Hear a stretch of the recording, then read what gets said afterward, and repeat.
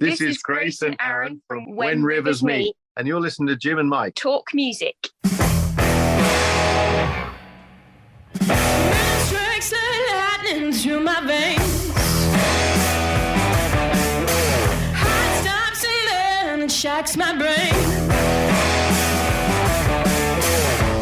I turn hot and the air turns, then I can't fight this feeling.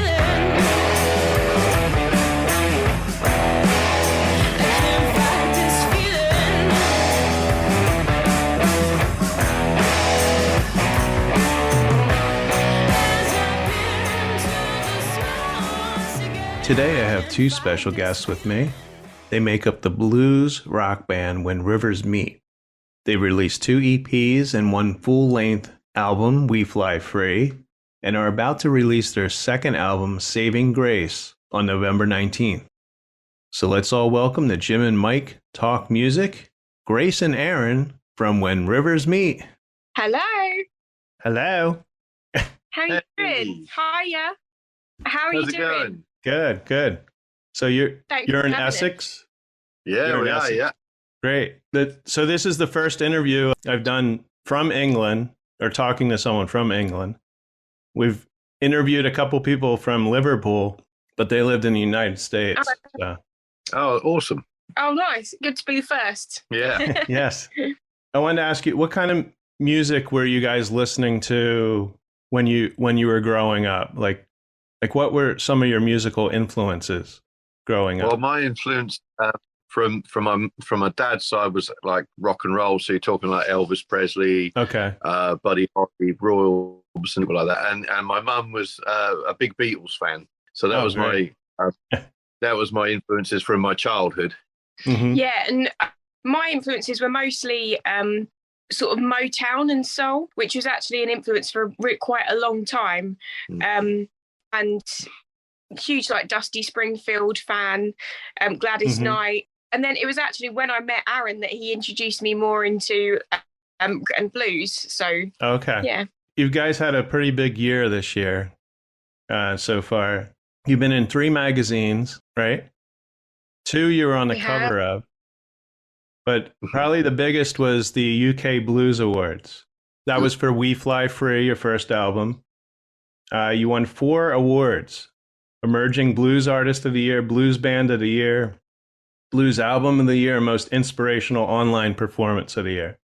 Can you tell our listeners anything about the UK Blues Awards? I was wondering, is this televised? Is this like the Grammys, or is it a little different than that?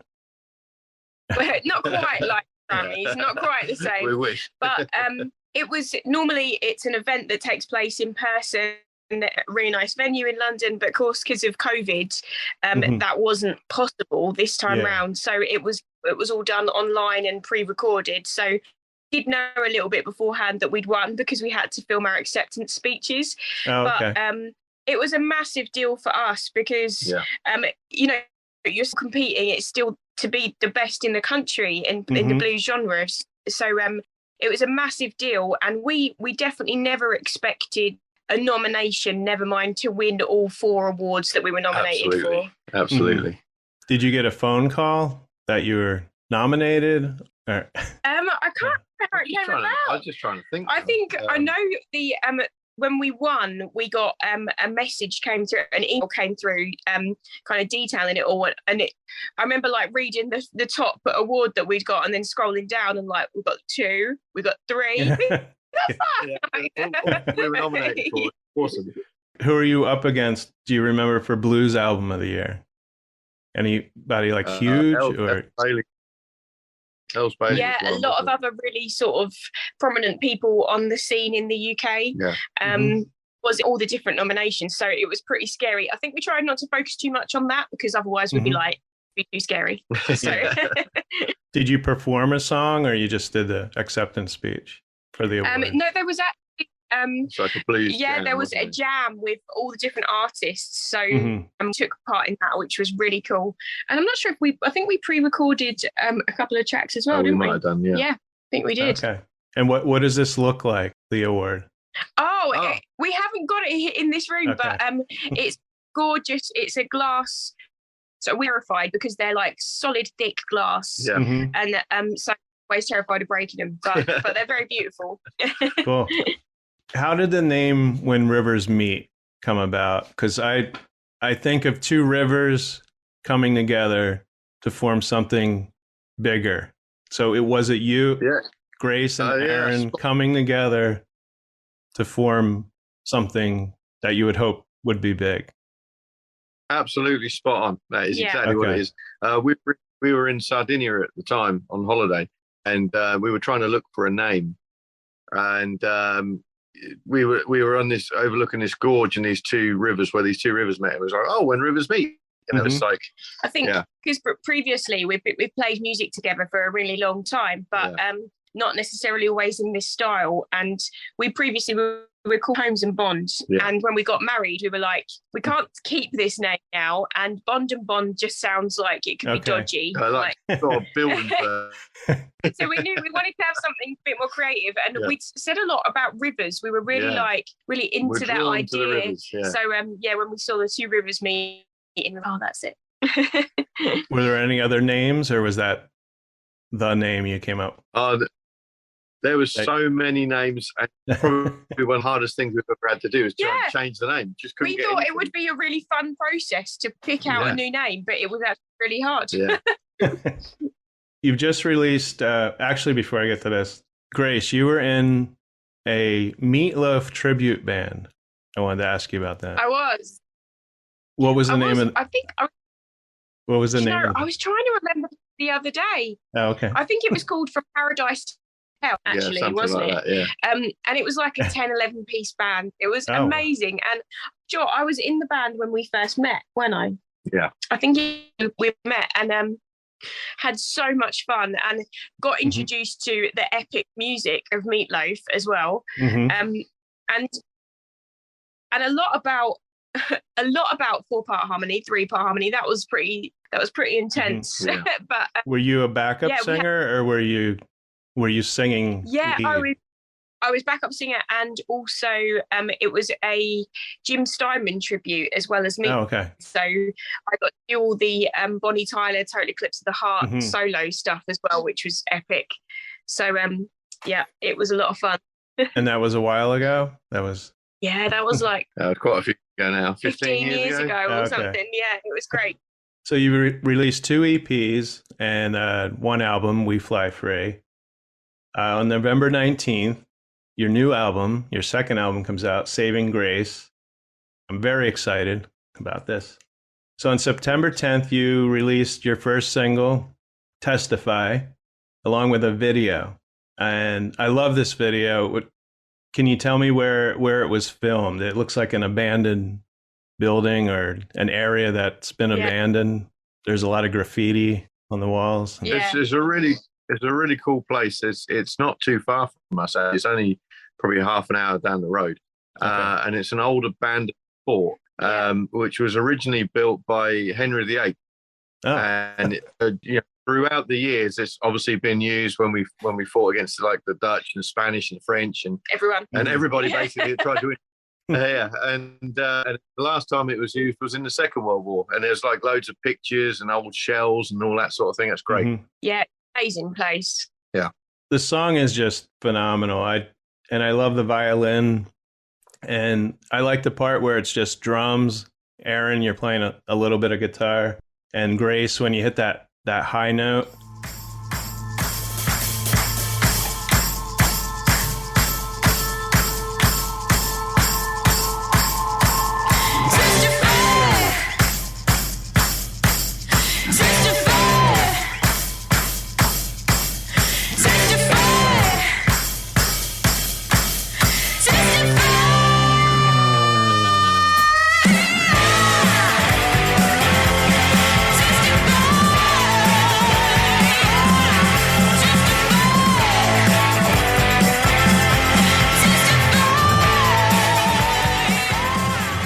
So I'm really excited about this new album. Can you tell our listeners what they can expect as far as the feel of the album? Like, is this any different than the first album? Yeah, I think there's similar elements. So we wanted to like our trademark things of like the violin and the slide mandolin in there. Also with more cigar box guitar. Yeah. Okay. Which is another sound I just more love. Riffy. More riffy. And I think as well, because we knew when we were doing the first album, we were completely in lockdown. We didn't know there was no gigging on Uprising. But with this second album, we already had the tour was booked when we were in the studio. So we were very much thinking, what do we want to play on stage? So and I think that led in a lot more upbeat. So we wanted to be more rocky as well, didn't we? So. Yeah.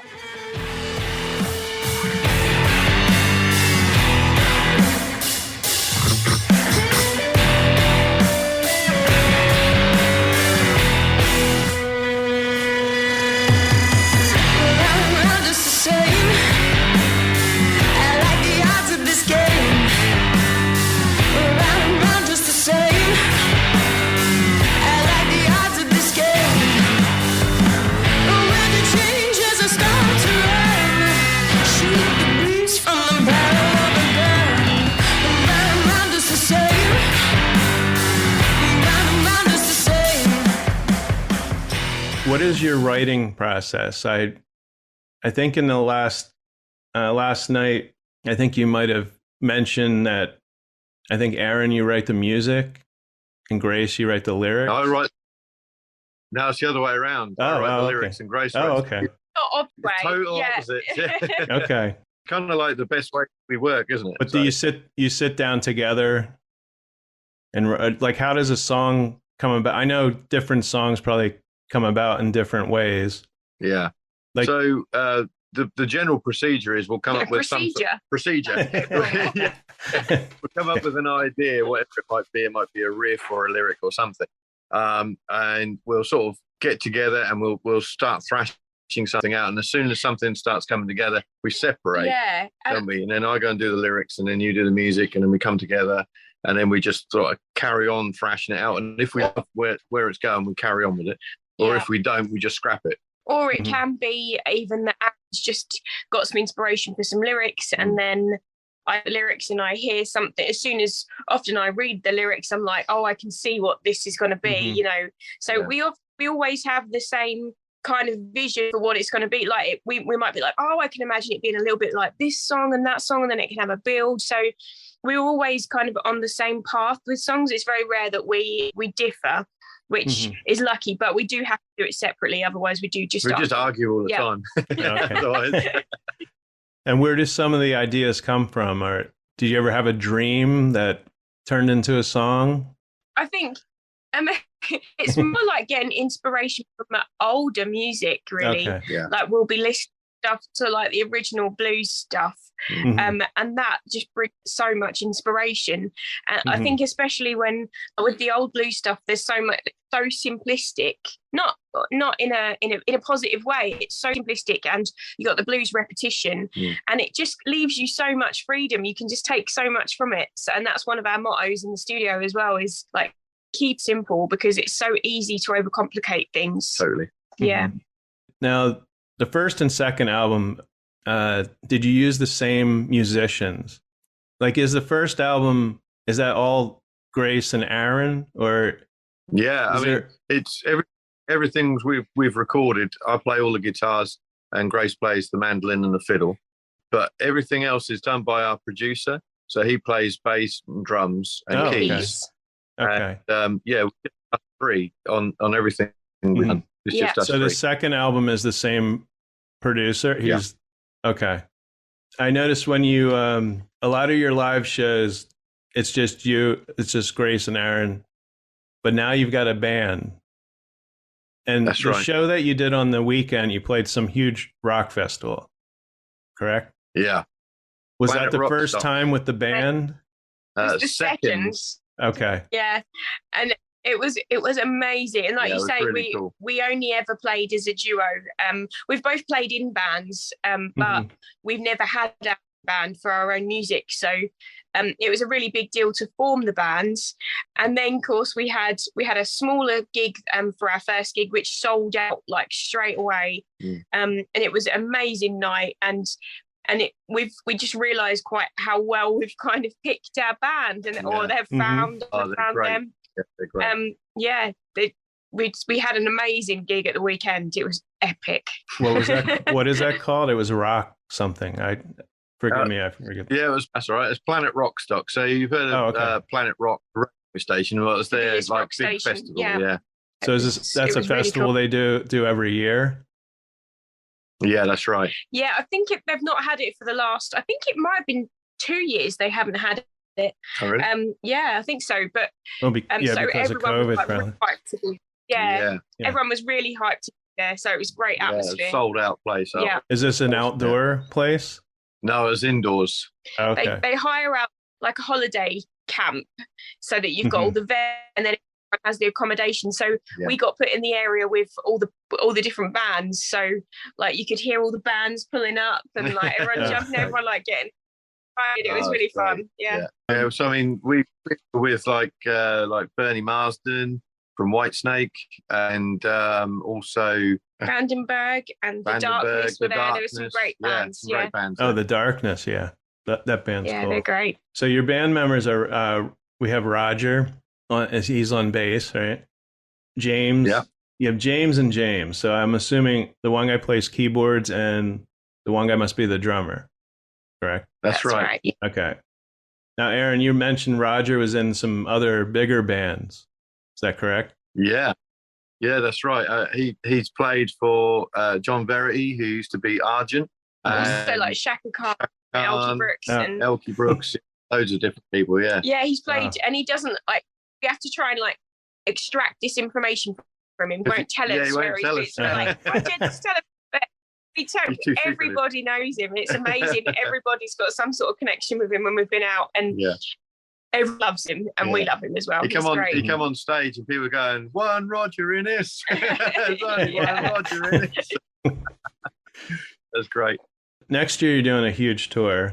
I noticed. Well, at first, I noticed all the dates are in the UK, but I wanted to ask you, and I think Aaron, you mentioned that you're going to be doing a show or a couple of shows in the US.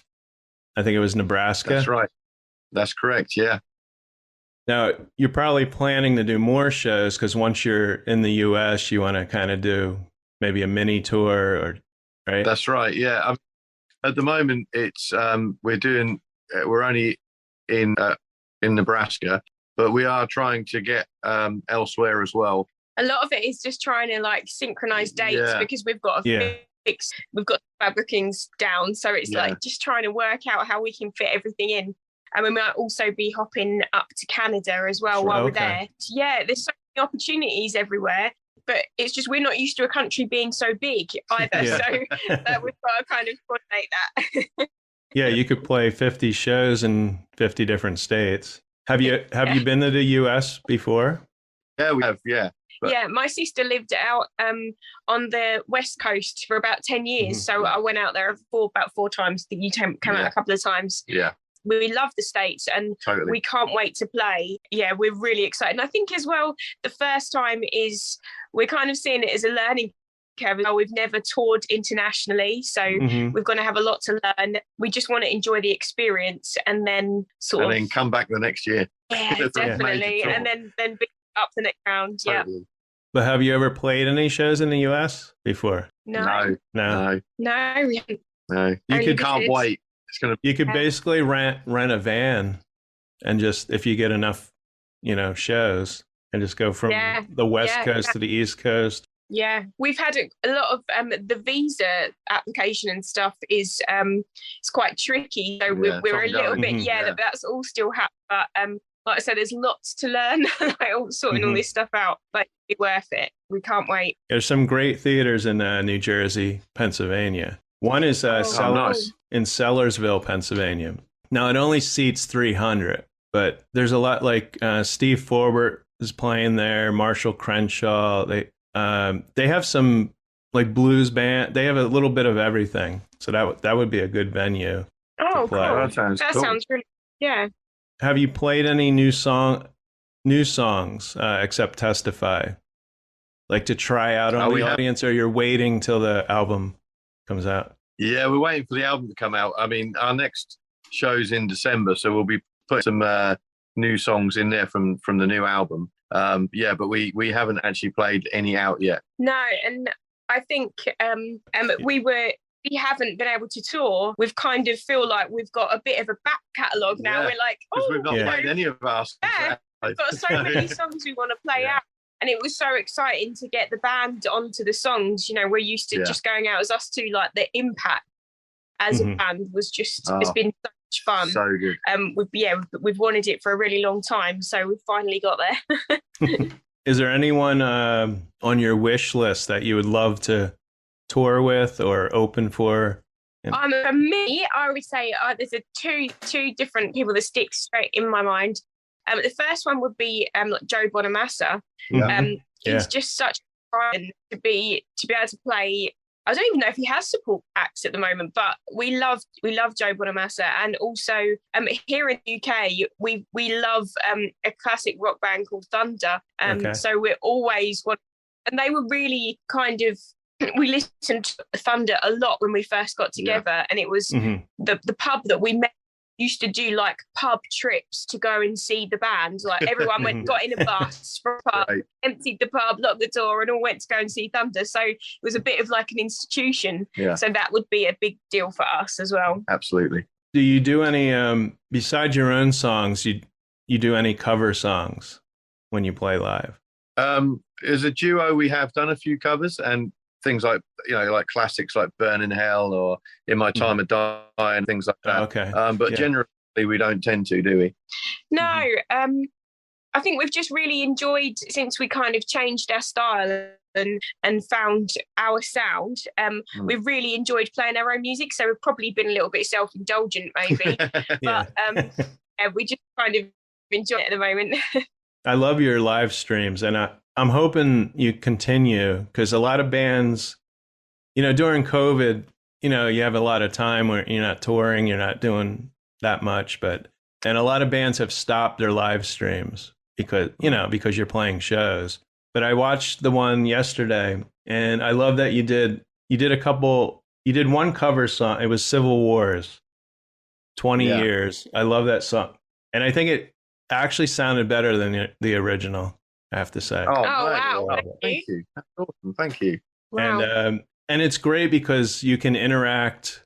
I always say, the live stream, of course, you can interact, live with everyone that's watching, which is great. It's a little different than playing a live show. You can speak to the audience, but not, individually.